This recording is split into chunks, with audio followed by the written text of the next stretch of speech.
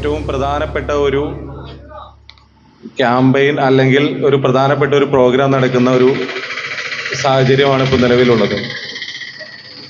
നമ്മുടെ നാട്ടിലെ എല്ലാവരും ഉറ്റുനോക്കുന്ന എക്കോ ആർട്സ് ആൻഡ് സ്പോർട്സ് ക്ലബിൻ്റെയും അതുപോലെ തന്നെ നാട്ടിലെ ഏതൊരു പ്രതിസന്ധി ഘട്ടങ്ങളിലും നാടിനെ അതിജീവിപ്പിച്ച് മുന്നോട്ട് കൊണ്ടുപോകുന്ന ഫയർഫോഴ്സിൻ്റെയും നേതൃത്വത്തിലുള്ള ഒരു നീന്തൽ പരിശീലനവും അതിനോടനുബന്ധിച്ചുള്ള ഒരു ബോധവൽക്കരണ ക്ലാസ്സും അവരുടെ ഒരു മോക്ക് ഡ്രില്ലും കൂടിയാണ് ഇന്നിവിടെ നടക്കുന്നത്.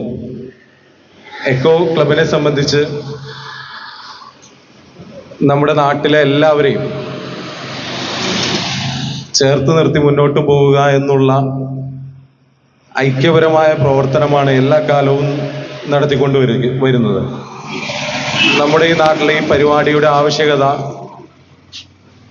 പുതിയ തലമുറയിൽപ്പെട്ട ഒട്ടനവധി യുവാക്കളായ കുട്ടികൾക്ക് അല്ലെങ്കിൽ വളർന്നു വരുന്ന കുട്ടികൾക്കൊന്നും തന്നെ കൃത്യമായി നീന്തൽ അറിയില്ല എന്നുള്ളതൊരു ചെറിയ കാര്യമല്ല. നീന്തൽ അറിഞ്ഞിരിക്കേണ്ട ആവശ്യകതയെ സംബന്ധിച്ച് നമ്മൾ പലപ്പോഴും ചർച്ച ചെയ്ത് പോയിട്ടുള്ളതാണ്. അതുപോലെ തന്നെ അതിനെ സംബന്ധിച്ചൊരു രക്ഷാപ്രവർത്തനത്തിൽ ഇന്നത്തെ സമൂഹത്തിൽ വളരുന്ന എല്ലാവരും അറിഞ്ഞിരിക്കേണ്ട കാര്യങ്ങളാണ്. ഏതൊരു വ്യക്തിക്കും ഏതൊരു സാഹചര്യത്തിലും അതിങ്ങനെയുള്ള സാഹചര്യങ്ങളെ അഭിമുഖീകരിക്കേണ്ടതായി വന്നേക്കാം.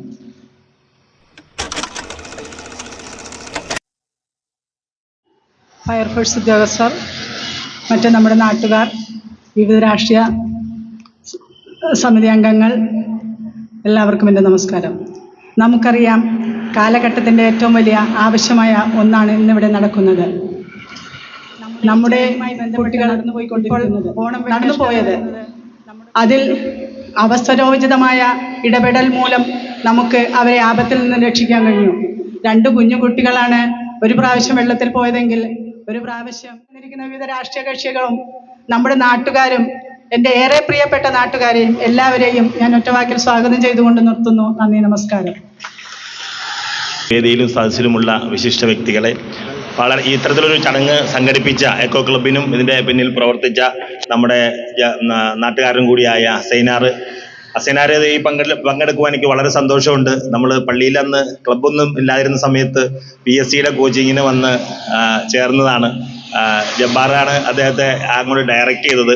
അവിടെ വന്ന് PSC പഠിച്ച് നമ്മൊരു ജോലി കിട്ടി. ഇന്ന് നല്ല ഉന്നത സ്ഥാനത്ത് ഹെഡ് ഓഫ് ദി ഡിപ്പാർട്ട്മെന്റ് ആയിട്ട് നമ്മുടെ പട്ടിമറ്റം ഫയർ സ്റ്റേഷൻ്റെ ഹെഡായിട്ട് നിൽക്കുന്നു. അദ്ദേഹത്തിൻ്റെ നേതൃത്വത്തിൽ നാടിന് പ്രയോജനം കിട്ടുന്നത് ഇങ്ങനെയാണ്.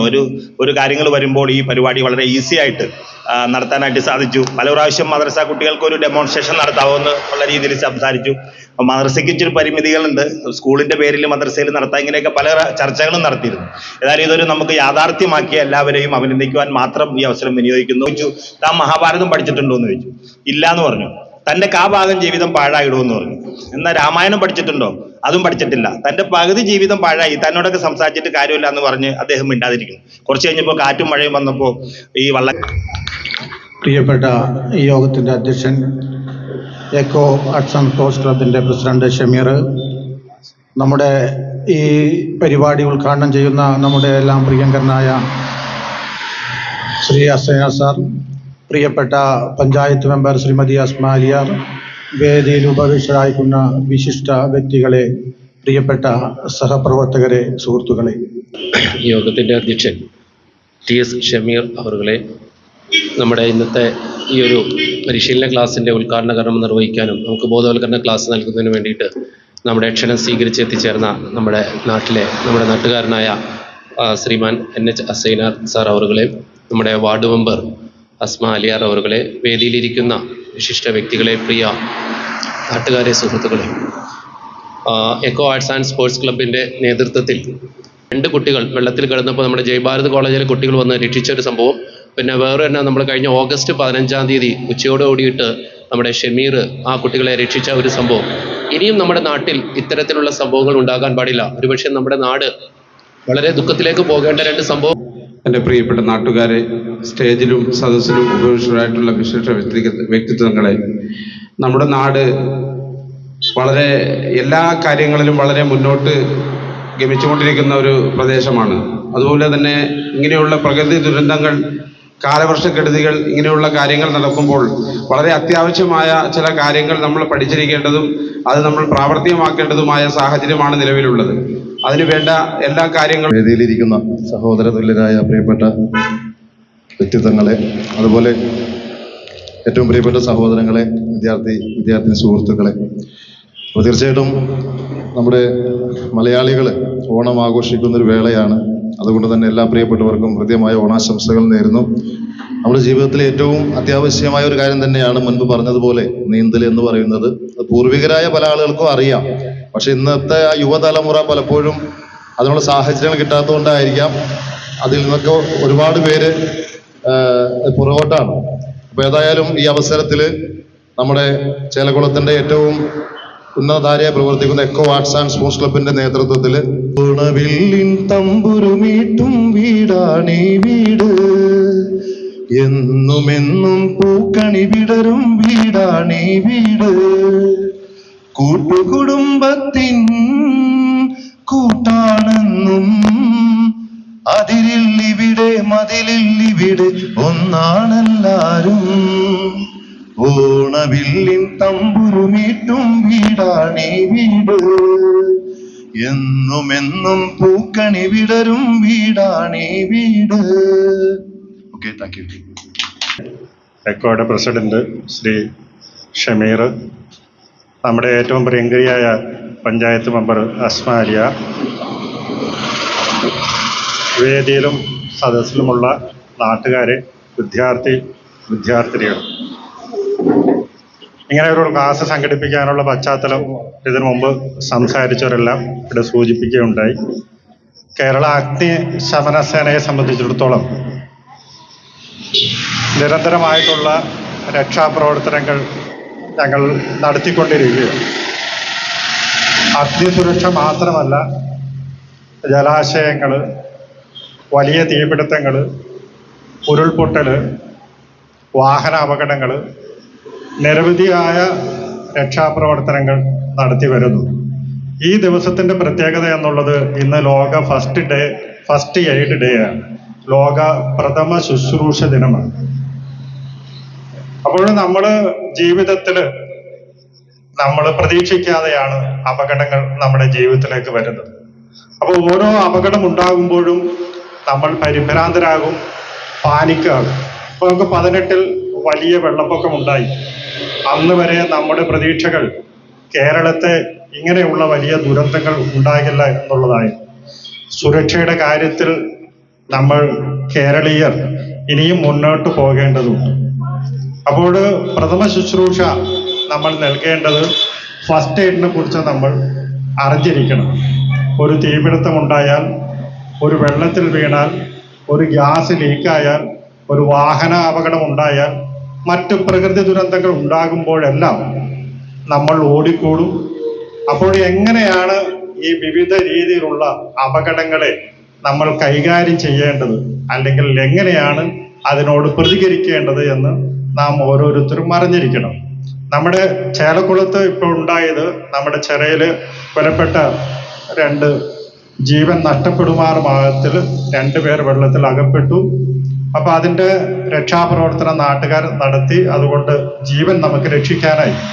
അപ്പോൾ ഇങ്ങനെ ഒരു ദുരന്തം ഉണ്ടാകുമ്പോൾ, ഒരു വെള്ളത്തിൽ മുങ്ങിപ്പോകുന്നത് കാണുമ്പോൾ നമ്മൾ വളരെ നമ്മുടെ ഏറ്റവും അടുത്ത ബന്ധുക്കളാകാം, നമ്മുടെ ഏറ്റവും പ്രിയപ്പെട്ട ആളുകളായിരിക്കാം അപകടത്തിലേക്ക് പെടുന്നത്. അപ്പൊ പെട്ടെന്ന് നമ്മൾ ആ സന്ദർഭത്തിൽ എടുത്തു ചാടാനൊക്കെ ശ്രമിച്ചാൽ നമ്മുടെ ജീവനും കൂടി അപകടത്തിലാകും. പലപ്പോഴും നമുക്ക് വരാറുള്ള കോളുകൾ, വിളികൾ, ഒരാൾ ജലാശയത്തിൽ അകപ്പെട്ടു, അടുത്തയാളെ രക്ഷപ്പെടുത്താൻ പോയി, അദ്ദേഹവും ആ അപകടത്തിൽപ്പെട്ടു, മൂന്നാമത് ഒരാൾ കൂടി ആ അപകടത്തിലേക്ക് എത്തിച്ചേരും മരണത്തോടുകൂടി ഈ ക്ലാസ് എടുക്കുന്നതിന് വേണ്ടി ആദരപൂർവ്വം ക്ഷണിക്കുന്നു. നന്ദി, നമസ്കാരം.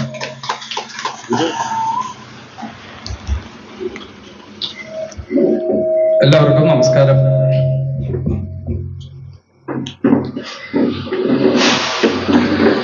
നിത്യജീവിതത്തിൽ നമ്മൾ ജലാശയ ദുരന്തങ്ങൾ ഒത്തിരി കണ്ട് ദിവസവും പത്രം എടുക്കുമ്പോഴും ദൃശ്യമാധ്യമങ്ങളിലെല്ലാം തന്നെ ജലാശയ ദുരന്തങ്ങൾ ഏറെ എല്ലാ ദിവസങ്ങളിലായിട്ട് നമ്മൾ കാണുന്നുണ്ട്. പ്രത്യേകിച്ച് അവധി ദിവസങ്ങളിൽ ഇതെങ്ങനെയാണ് ഉണ്ടാവുന്നത്, അതെങ്ങനെ, അതിൽ നിന്ന് നമുക്ക് സുരക്ഷിതത്വം എങ്ങനെ നേടിയെടുക്കാം എന്നതിനെ പറ്റിയാണ് നമ്മളിപ്പോൾ ചർച്ച ചെയ്യുന്നത്.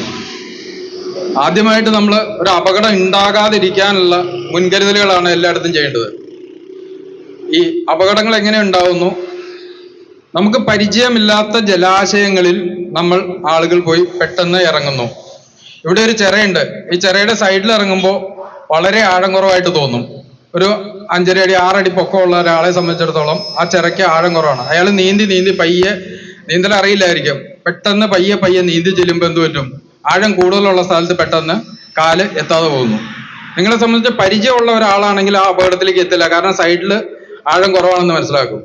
എന്ന് പറഞ്ഞ പോലെ പരിചയമില്ലാത്ത ഒരാൾ ഇവിടെ സാധാരണ കുളിക്കുന്ന ഒരാളെ കണ്ടുകൊണ്ട് വന്ന് അല്ലെ യാത്രാവേളകളിലോ അല്ലെങ്കിൽ പെട്ടെന്നൊന്ന് കുളിക്കാൻ ഇറങ്ങി ഇവിടെ വന്നിട്ട് ഇറങ്ങുമ്പോൾ ഉണ്ടാകുന്ന ഒരു അപകടമാണ്. ഈ രീതിയിലാണ് നമ്മൾ നിത്യജീവിതത്തിൽ അപകടങ്ങൾ ഫേസ് ചെയ്യുന്നത്.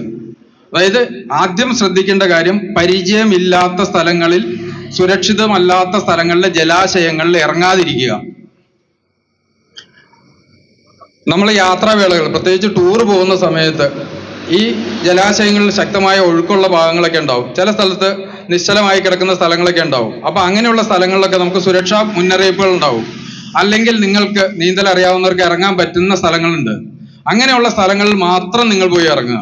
അല്ലാത്ത സ്ഥലങ്ങളിൽ, അതായത് ഈ കനാല് പോലെ അല്ലെങ്കിൽ പുഴകൾ പോലെ ഒഴുക്കുള്ള ഒരു സ്ഥലത്തും എത്ര നീന്തലിൽ പരിചയമുള്ള ആളുകളായാലും നിങ്ങൾ ഒരു കാരണവശാലും ഇറങ്ങാതിരിക്കാൻ ആദ്യം ശ്രമിക്കുക. ഇറങ്ങിയാൽ ഉണ്ടാകുന്ന അപകടം, അവിടെ വഴുക്കലുള്ള പാറകൾ, സൈഡിൽ പിടിച്ചാൽ പിടുത്തം കിട്ടാതെ വരും. ഒഴുക്കെന്ന് വെച്ചിട്ടുണ്ടെങ്കിൽ ഈ പുഴകളുടെ പ്രത്യേകത എന്ന് വെച്ചിട്ടുണ്ടെങ്കിൽ ഈ വീതി കൂടിയും കുറഞ്ഞുള്ള ഭാഗങ്ങളുണ്ടാവും. അപ്പൊ വീതി കുറഞ്ഞ ഭാഗങ്ങളിൽ ഒഴുക്ക് കൂടുതലായിരിക്കും. അപ്പൊ അങ്ങനെയുള്ള ഭാഗങ്ങളിലേക്ക് വെട്ടുപോയി കഴിഞ്ഞാൽ പിന്നെ അതിനുശേഷം കയങ്ങളൊക്കെ ഉണ്ടാവും. കയങ്ങളിൽ ചുഴികൾ ഉണ്ടാവും. ഈ ചുഴികളിലൊക്കെ പോയി പെട്ട് കഴിയുമ്പോൾ ഓട്ടോമാറ്റിക് ആയിട്ട് നമുക്ക് കയറോ എന്തെങ്കിലും വസ്തു കെട്ടിയിട്ടിട്ട് അത്തേ പിടിച്ചുകൊണ്ട് നമ്മൾ റീച്ച്, അല്ലെങ്കിൽ നല്ല നീട്ടമുള്ള തോട്ടിയോ അല്ലെങ്കിൽ കോലോ കിട്ടുമെങ്കിൽ ആ കോല് കരയിൽ ഉറച്ച സ്ഥലത്ത് നിന്നുകൊണ്ട് എത്തിച്ചു കൊടുക്കുക. അയാളെ ആ കമ്പിൽ പിടിച്ച് അല്ലെങ്കിൽ കയറിൽ പിടിച്ച് രക്ഷപ്പെടാനുള്ള അവസരം ഉണ്ടാക്കുക. അതാണ് നമ്മൾ പറയുന്നത് റീച്ച് എന്ന് പറയും. ക്ലിയർ ആയോ? ആദ്യത്തെ, അത് ഏറ്റവും സുരക്ഷിതമായ മാർഗമാണ്. രണ്ടാമത് ത്രോ എന്ന് പറഞ്ഞില്ലെങ്കിൽ നമ്മൾ ആരും അവിടെ ചെല്ലുന്നില്ല. അയാൾ സുരക്ഷിതമായിട്ട് ആ വസ്തുവിൽ, വെള്ളത്തിൽ പൊങ്ങിക്കിടക്കാൻ പര്യാപ്തമായ വസ്തുവിൽ കയറി പിടിച്ചിട്ട് അയാൾക്ക് രക്ഷപ്പെടാൻ പറ്റും. പിന്നെ നമുക്ക് സമയം കിട്ടും. അയാൾ അത്തെ പിടിച്ചു കഴിഞ്ഞാൽ നമ്മൾ രക്ഷപ്പെട്ടു. പിന്നെ നമുക്ക് ഏതെങ്കിലും രീതിയിൽ അയാളെ കരയ്ക്ക് എത്തിക്കാൻ പറ്റും. അതാണ് first reach, second throw. Then മൂന്നാമത്തെ കാര്യമാണ് റോ എന്ന് വെച്ചിട്ടുണ്ടെങ്കിൽ നമ്മൾ അയാളുടെ അടുത്തേക്ക് എന്തെങ്കിലും, ഒന്നുകിൽ ഒരു വഞ്ചി അല്ലെങ്കിൽ വെള്ളത്തിൽ പൊങ്ങിക്കിടക്കാൻ പര്യാപ്തമായ വസ്തു കൊണ്ട് തുഴഞ്ഞെത്തുക. ഒരു ലൈഫ് ബോയെ പിടിച്ചുകൊണ്ട് നമ്മൾ അയാളുടെ സമീപത്തേക്ക് തുഴഞ്ഞു ചെല്ലുക, നീന്തൽ അറിയാവുന്ന ഒരാള്. അപ്പൊ എന്ത് ചെയ്യണം? ശ്രമിക്കാതിരിക്കുക. അയാളെ നമ്മളുടെ ജീവൻ അപകടത്തിലാവുന്ന ഒരു കണ്ടീഷനിൽ, അതായത് അയാളോ പോകും, നമ്മൾ കൂടി അതിലേക്ക് പോകരുത്. അതിനുവേണ്ടി സ്വന്തം രക്ഷ നമുക്ക് ഉറപ്പായിട്ട് എവിടെയെങ്കിലും പിടുത്തു അല്ലെങ്കിൽ വെള്ളത്തിൽ പൊങ്ങി കിടക്കുന്നത്. ഇത് ഗോ എന്ന് വെച്ചിട്ടുണ്ടെങ്കിൽ വേറെ ഒന്നുമില്ല. നമ്മൾ നേരെ അയാളുടെ അടുത്തേക്ക് നീന്തി ചെല്ലുകയാണ്. നീന്തി ചെന്നതിന് ശേഷം അയാൾ നമ്മളെ കയറി പിടിക്കാത്ത സുരക്ഷിതമായ ദൂരത്ത് നിന്നുകൊണ്ട് അയാളുടെ ബാക്കിൽ നിന്നോ എവിടെ നിന്നോ പിടിക്കുക. ഒരു കാര്യം മനസ്സിലാക്കുക, അയാൾ അല്പം തല്ലിപ്പിടയ്ക്കാൻ പര്യാപ്തമായ ഒരാളാണെങ്കിൽ അയാൾ വട്ടം തിരിഞ്ഞ് നമ്മളുടെ മുതുകത്തോ അല്ലെങ്കിൽ നമ്മളുടെ കൈകളിലോ എവിടെയെങ്കിലും നമ്മളെ കെട്ടിപ്പിടിക്കും. അപ്പൊ അങ്ങനെയുള്ള രീതിയിൽ നമുക്ക് പിടിക്കാനും നമുക്ക് അതിന് പരിശീലനം ലഭിച്ചിട്ടുണ്ടെങ്കിൽ മാത്രം നമ്മൾ ഗോ, അയാളുടെ അടുത്തേക്ക് എത്തി അയാളെ രക്ഷപ്പെടുത്താൻ ശ്രമിക്കുക. അയാളുടെ ബാക്കിൽ നിന്ന് പിടിക്കുക. ഒരു കാരണവശാലും അയാളുടെ കൈ കൊണ്ട് നമ്മളെ പിടിക്കാൻ പറ്റാത്ത രീതിയിൽ നമ്മൾ പുറകിലേക്ക് തുഴയുക. ഇതാണ് നമ്മൾ 4 രീതിയിലുള്ള വെള്ളത്തിലെ രക്ഷാപ്രവർത്തനം. ചെയ്യരുത്. ആദ്യത്തെ അതാണ് ഞങ്ങൾ എല്ലാവർക്കും. ഈ ഒരു രീതി ഒന്നാമത്തെ രീതി. ഇനി രണ്ടാമത്തെ രീതി പറഞ്ഞു കഴിഞ്ഞാൽ നമ്മൾ ഇദ്ദേഹത്തിനെ പുറവസ്തുവോട് തന്നെ സമീപിച്ച് ഇദ്ദേഹത്തിന് കോൺഫിഡൻസ് കൊടുത്തതിന് ശേഷം നമ്മുടെ 2 കൈകൾ ഇദ്ദേഹത്തിൻ്റെ കഷത്തിലൂടെ കടത്തിയിട്ട് ഇങ്ങനെ പിടിച്ച് നമ്മുടെ ശരീരത്തോട് മലന്ന് തന്നെ കിടന്ന് നീന്തി വേണം നമുക്ക് കൊണ്ടുപോകാൻ. ഇനി അടുത്തൊരു രീതി എന്ന് പറയുമ്പോൾ നമുക്ക് ഇദ്ദേഹത്തിന് ഇങ്ങനെ പിടിച്ച് നമുക്ക് കൊണ്ടുപോകാം. പക്ഷേ ഈ സമയത്ത് ഇദ്ദേഹം ടേൺ ചെയ്യാൻ സാധ്യത കൂടുതലുണ്ട്. ടേൺ ചെയ്താൽ ഉറപ്പായിട്ട് നമ്മളെ പിടിക്കും, നമ്മൾ 2 പേരും താന്നു പോകും. അങ്ങനെ ഒരു സിറ്റുവേഷൻ, ഈ ആദ്യം പറഞ്ഞ 2 രീതിയായിരിക്കും നമ്മൾ ചെയ്യാൻ ഏറ്റവും സിമ്പിൾ ആയിട്ടുള്ള മാർഗം. പിന്നെ നിരന്തരമായ നമ്മുടെ ജീവിതത്തിൽ ഒത്തിരി കാലം നമുക്ക് ജീവിക്കാനുള്ളതാണ്. അപ്പൊ നമുക്ക് എന്താണ് 25,000 ദിവസമുണ്ട് നമുക്കൊരു മനുഷ്യ ജീവിതത്തില്. നമുക്ക് ആ ഒരു സമയമുണ്ട്. അതിനിടയ്ക്ക് നമ്മളൊരു ഏറ്റവും കൂടി ഒരു 10 ദിവസം ഇൻറ്റു 1 മണിക്കൂർ, അതായത് 10 മണിക്കൂർ ശ്രമിച്ച ഏതൊരു വ്യക്തിക്കും നീന്തൽ പഠിക്കാം. എക്സ്പെർട്ട് നീന്തലുകാരനാവണ്ട, സ്വയരക്ഷയ്ക്ക് പര്യാപ്തമായ നീന്തൽ പഠിക്കാനായിട്ട് ഒരു 10 ദിവസമായിട്ട് 10 മണിക്കൂർ പരിശീലിച്ചാൽ മതി. അതിനുള്ള സംവിധാനങ്ങളുണ്ട്. അതിൽ നമ്മളെല്ലാം ഫയർ ആൻഡ് റെസ്ക്യൂ സർവീസ്, പണ്ട് ഫയർഫോഴ്സ് നിങ്ങളൊക്കെ കേട്ടിട്ടുണ്ടാവുള്ളൂ അല്ലേ? ഫയർഫോഴ്സ് അല്ലേ കേട്ടിട്ടുണ്ടാവുള്ളൂ. അന്ന് തീപിടുത്തം അല്ലെങ്കിൽ ഓല മേഞ്ഞ വീട്, വൈക്കോല് മേഞ്ഞ വീടൊക്കെ ഉണ്ടായിരുന്നു. ഇന്നൊക്കെ അതിൽ നിന്നൊക്കെ വ്യത്യസ്തമായിട്ട് ആവാൻ സാഹചര്യമില്ലാത്ത വീടുകളൊക്കെ പണിതതിനു ശേഷം തീപിടുത്തങ്ങളൊക്കെ കുറഞ്ഞു. പക്ഷെ നമുക്ക് റെസ്ക്യൂ ഓപ്പറേഷൻസ്, ജലാശയ ദുരന്തങ്ങള്, റോഡ് ആക്സിഡൻസ്, അങ്ങനെയുള്ള കാര്യങ്ങളൊക്കെ നമ്മൾ ഒത്തിരി ചെയ്യേണ്ടി വരുന്നു. അപ്പൊ അങ്ങനെയുള്ള സാഹചര്യങ്ങൾ നമ്മൾ നേരിടുന്നത് ജലാശയ ദുരന്തത്തിൽ ഒരു നല്ല ആഴമുള്ള സ്ഥലങ്ങൾ സിലിണ്ടറിലേക്ക് നിറച്ചുകൊണ്ട് വെള്ളത്തിനടിയിൽ പോയി ശ്വസിച്ച് നമുക്ക് അവിടെ സെർച്ചിങ് നടത്താനുള്ള സംവിധാനങ്ങൾ ഇന്ന് കേരള ഫയർഫോഴ്സിനുണ്ട്. ആ കേരള ഫയർഫോഴ്സിന്റെ സ്ക്യൂബ ടീമുണ്ട്. കേരളത്തിൽ അതായത് കാസർഗോഡ് മുതൽ തിരുവനന്തപുരം വരെയുള്ള ഭാഗങ്ങളിൽ ഇതുപോലുള്ള പ്രത്യേക വാഹനത്തിൽ, അതിന്റെ വാഹനത്തിന്റെ പ്രത്യേകത നിങ്ങൾ ശ്രദ്ധിച്ചറിയാം. ആ വാഹനത്തിന്റെ മുകളിൽ ഒരു ഡിങ്കി ഉണ്ട്, എയർ ഡിങ്കി ഉണ്ട്. അതാണ് സ്ക്യൂബ വാഹനം. ആ വാഹനത്തിൽ ഞങ്ങൾ എത്തുന്നു. എക്സ്പെർട്ട് ആയിട്ടുള്ള സ്ക്യൂബ ഡൈവേഴ്സ് ഉണ്ട്. 100 അടി ആഴം വരെ ഞങ്ങൾക്ക് സുഖമായിട്ട് പോയി ഞങ്ങളുടെ ഈ സ്ക്യൂബ സെറ്റ് ഉപയോഗിച്ചുകൊണ്ട് വെള്ളത്തിനടിയിൽ നിന്ന് ചെയ്ത് നമ്മുടെ LPG ഗ്യാസ് ഒക്കെ ഇല്ലേ, അത് നിറയ്ക്കുന്ന പോലെ തന്നെ അന്തരീക്ഷ വായു കംപ്രസ് ചെയ്ത് അതിനകത്ത് ഞങ്ങൾക്ക് വെള്ളത്തിനടിയിൽ ശ്വസിക്കാൻ പര്യാപ്തമായ രീതിയിൽ അതിനകത്ത് കംപ്രസ് ചെയ്ത് നമുക്ക് ലഭിക്കത്തക്ക രീതിയിലുള്ള സിസ്റ്റമാണ്. അതിന്റെ പുറകിൽ ഒരു ഡിവൈസ് ഉണ്ട്, BCD, ബോയിൻസി കൺട്രോൾ ഡിവൈസ്. ഞങ്ങൾക്ക് വെള്ളത്തേക്കുടെ ആവശ്യത്തിന് വെള്ളത്തിൽ ഫ്ലോട്ട് ചെയ്യുന്നതിനും വെള്ളത്തിൽ താഴേക്ക് പോകുന്നതിനും ഉയർന്നതിനും പര്യാപ്തമായ സംവിധാനങ്ങളൊക്കെ ആ സെറ്റിലുണ്ട്. അപ്പൊ അങ്ങനെ പോയി അതോടൊപ്പം തന്നെ അതിൽ നിന്നൊരു ഫേസ് മാസ്ക് നമ്മൾ വെക്കുന്നു. ആ ഫേസ് മാസ്ക് വെച്ച് നമ്മൾ ശ്വസിക്കുന്നു. അതോടൊപ്പം തന്നെ വെള്ളത്തിനിടയിൽ കാഴ്ച കാണാൻ പറ്റുന്ന ആ മാസ്കിനകത്ത് നമ്മൾ ഗ്ലാസ് ഉണ്ട്. നമുക്ക് സുഖമായിട്ട് താഴെ പോയിട്ട് നമ്മൾ ചെയ്യുന്നു. ഈ ആളുകളെ കണ്ടെത്താൻ നമുക്ക് ഈസി ആയിട്ട് സാധിക്കുന്നു. അതാണ് സ്ക്യൂബ സെറ്റ്. ഇനി അടുത്തായിട്ട് നമ്മൾ പറയേണ്ട നിങ്ങളുടെ ഏറ്റവും വലിയൊരു ആദി എന്ന് പറയുന്നത്, സാധാരണ നമ്മൾ എന്ത് ചെയ്യുന്നു, വെള്ളത്തിൽ ഒരാൾ അകപ്പെട്ടു, അയാളെ നമ്മൾ കരക്കെടുക്കുന്നു, അയാൾക്ക് ശ്വാസവും ഇല്ല, പൾസും ഇല്ല. നമ്മളൊക്കെ എന്താ ചെയ്യാറ്? പണ്ട് വയറ്റത്ത് പിടിച്ചങ്ങോട്ട് ഞെക്കും അല്ലേ? എല്ലാരും പറയുന്നത് വയറ്റത്ത് പിടിച്ച വെള്ളം മുഴുവൻ പുറത്തേക്ക് തള്ളിക്കളയാൻ പറയും. എന്താണ് നമ്മൾ ചെയ്യുന്നത് സാറേ? വെള്ളത്തിൽ ശ്വാസമില്ല, അയാൾക്ക് പൾസ് ഇല്ലെങ്കിൽ എന്ത് ചെയ്യണമെന്ന് നിങ്ങൾക്ക് ഫസ്റ്റ് എയ്ഡ്, എന്താണ് ഫസ്റ്റ് എയ്ഡ് ചെയ്യേണ്ടതെന്ന് നിങ്ങളുടെ ഈ assistant station officer Shri Biju ഇവിടെ കാണിച്ചു തരുന്നതാണ്.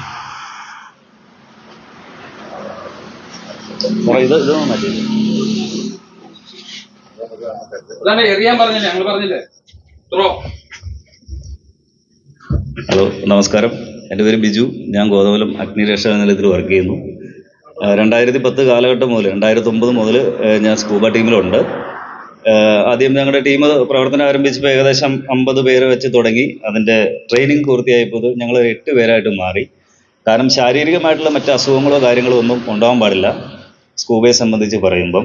അങ്ങനെ ഒരുപാട് സ്ഥലത്ത് ഞങ്ങൾ പോയി ഒരുപാട് ആളുകളെ നിർഭാഗ്യവശാൽ വെള്ളത്തിലകപ്പെട്ടു പോയ ഒരുപാട് ആളുകളെ മുങ്ങിയെടുക്കേണ്ടതായിട്ട് വന്നിട്ടുണ്ട്. ചില സമയത്തൊക്കെ അത് ഓർമ്മകളിലൂടെ വരാറുണ്ട്. മാനസികമായിട്ടും ചില സമയത്ത് പ്രയാസങ്ങൾ തോന്നാറുണ്ട്. പ്രത്യേകിച്ച് കൊച്ചു കുട്ടികൾ, അമ്മമാരൊക്കെ എല്ലാവരും വിലപ്പെട്ടത് തന്നെയാണ് ജീവൻ. എന്നാൽ പോലും അങ്ങനെ ഞങ്ങളുടെ ഒരു അനുഭവം ജസ്റ്റ് ഒന്ന് പറഞ്ഞു എന്ന് മാത്രം.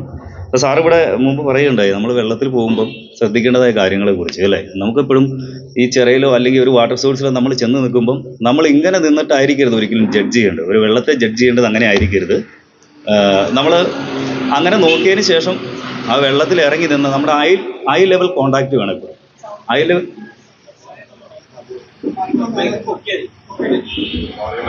ക്ലിയർ അല്ലേ? അപ്പോൾ നമ്മളെപ്പോഴും ഒരു വെള്ളത്തെ സമീപിക്കുമ്പോൾ നമ്മളെപ്പോഴും ഇങ്ങനെ നിന്നിട്ട് വെള്ളത്തെ നോക്കരുത്. നമ്മൾ വെള്ളത്തിൽ ഇറങ്ങി നിന്ന് ഐ ലെവലിൽ വെള്ളത്തെ കണ്ടിട്ട് വേണം മറുകരയ്ക്ക് നീന്താൻ പറ്റുമോ എന്ന് ജഡ്ജ് ചെയ്യാനായിട്ട്. അല്ലാതെ നമ്മളൊരു ആവേശത്തിൽ എടുത്ത് ചാടി കഴിഞ്ഞാൽ ഒരു പക്ഷേ നമ്മൾക്ക് ഒരു പകുതി ഭാഗം ചെല്ലുമ്പോഴത്തേക്കും മസിൽ ക്രാമ്പ് അല്ലെങ്കിൽ ശാരീരികമായിട്ടുള്ള മറ്റുള്ള പ്രയാസങ്ങളൊക്കെ അനുഭവപ്പെട്ട് നമ്മൾ ഡൗൺ ആവാനുള്ള സാധ്യത വളരെയധികം കൂടുതലാണ്. ഇപ്പം നമ്മൾ ഒരാൾ വെള്ളത്തിലകപ്പെട്ട് കണ്ടു, നമുക്ക് നീന്തൽ അറിയത്തില്ല. ആ സമയത്ത് നമുക്ക് എങ്ങനെ അദ്ദേഹത്തിനെ രക്ഷപ്പെടുത്താമെന്നുള്ള കാര്യമാണ് സാറ് കുറച്ച് മുമ്പ് പറഞ്ഞത്. അതിനെ സമീപ പ്രദേശത്ത് ഇപ്പം ഏറ്റവും കൂടുതൽ സുലഭമായിട്ട് കാണുന്ന കാര്യമാണ് പ്ലാസ്റ്റിക് ബോട്ടിൽ അല്ലേ. നമ്മുടെ സമീപത്ത് ചിറകളിലും പുഴകളിലും ഏതൊരു ഭാഗത്ത് നോക്കിയാലും ഒരു പ്ലാസ്റ്റിക് ബോട്ടിൽ എന്തായാലും ഉണ്ടാവും. ഇങ്ങനെയുള്ള സമയത്ത് അദ്ദേഹത്തിന് എറിഞ്ഞു കൊടുക്കുക എന്നുള്ളൊരു മാർഗം സാറോട് പറഞ്ഞു. ഒരു പ്ലാസ്റ്റിക് ബോട്ടിൽ, 1-2 പ്ലാസ്റ്റിക് ബോട്ടിൽ എറിഞ്ഞു കൊടുത്താൽ മതി. അത് കിട്ടിക്കഴിഞ്ഞാൽ വെള്ളത്തിൽ അകപ്പെട്ട ആൾ ചെയ്യേണ്ടത് ഇത്രയേ ഉള്ളൂ. ഒന്നുകിൽ അദ്ദേഹത്തിന് 2 കഷത്തിൽ എടുത്ത് വെക്കുക, അനങ്ങാതെ നിന്ന് ഒരിക്കലും താന്നു പോകത്തില്ല. പ്രത്യേകം ശ്രദ്ധിക്കണം, ഈ പ്ലാസ്റ്റിക് ബോട്ടിലിന് അടപ്പുകൾ ഉണ്ടായിരിക്കണം, ഹോൾ ഉണ്ടാവാൻ പാടില്ല, എയർ ടൈറ്റ് ആയിരിക്കണം. പൊട്ടിപ്പോയ പ്ലാസ്റ്റിക്കിന്റെ ടിന്നിട്ട് എറിഞ്ഞു കൊടുക്കുകയൊക്കെ ചെയ്തു കഴിഞ്ഞാൽ അദ്ദേഹം വീണ്ടും താഴെ പോകും. അപ്പൊ നമുക്ക് നമ്മുടെ കയ്യിൽ എയർ ടൈറ്റ് ആയിട്ടുള്ള നല്ല പ്ലാസ്റ്റിക്കിന്റെ ബോട്ടിലൊക്കെ എറിഞ്ഞു കൊടുത്താൽ അദ്ദേഹത്തിന് ചെയ്യാം. കിട്ടുന്ന ആൾ ചെയ്യുക, ഒന്നുകിൽ 2 കഷത്തിൽ വയ്ക്കുക, അല്ലെങ്കിൽ നമ്മുടെ 2 കാല് ചേർത്ത് ഇറുക്കി പിടിക്കുക. ഒരു കാരണവശാലും നമ്മൾ വെള്ളത്തിൽ മുങ്ങി പോകത്തില്ല. പിന്നെ രണ്ടാമത് പറഞ്ഞു, നമുക്ക് എന്തെങ്കിലും മാർഗ്ഗം എറിഞ്ഞു കൊടുക്കാം, അല്ലേ? എറിഞ്ഞു കൊടുക്കുന്ന കാര്യം ഇപ്പോൾ പറഞ്ഞ അതിലൂടെ കയറൊക്കെ എറിഞ്ഞു കൊടുക്കാം. പക്ഷെ നമുക്ക് ആ സമയത്ത് കയറോ മറ്റു സാധനങ്ങളോ ഒന്നും കിട്ടില്ല. എന്തായാലും പ്ലാസ്റ്റിക് കുപ്പി കമ്പൽസറി ആയിട്ടും കുളംതീരത്തോ അല്ലെങ്കിൽ ഒരു ഇതുപോലെയുള്ള സംഭവ സ്ഥലത്തൊക്കെ ഉണ്ടാവും.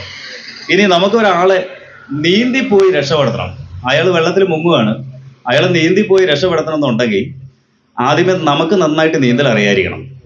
അത് മാത്രമല്ല, നമുക്കതിനെ ഓവർകം ചെയ്ത ആളെ കൊണ്ടുവരാനുള്ള ഒരു കഴിവ് കൂടി ഉണ്ടായിരിക്കണം. വെറുതെ ചെന്ന ഒരാളെ പിടിക്കാൻ നമ്മൾ ചെന്ന് കഴിഞ്ഞാൽ സ്വാഭാവികമായിട്ടും അയാൾ മരണത്തിന്റെ വക്കിൽ വെക്കുക, അയാൾ നമ്മളെ കയറി വിറകെ പിടിക്കും, നമ്മുടെ കൈ ലോക്കായി പോകും.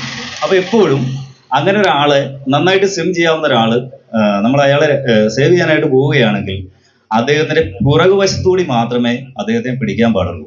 അങ്ങനെ പിടിക്കേണ്ട രീതികളുണ്ട്, അത് 3 തരത്തിലുണ്ട്.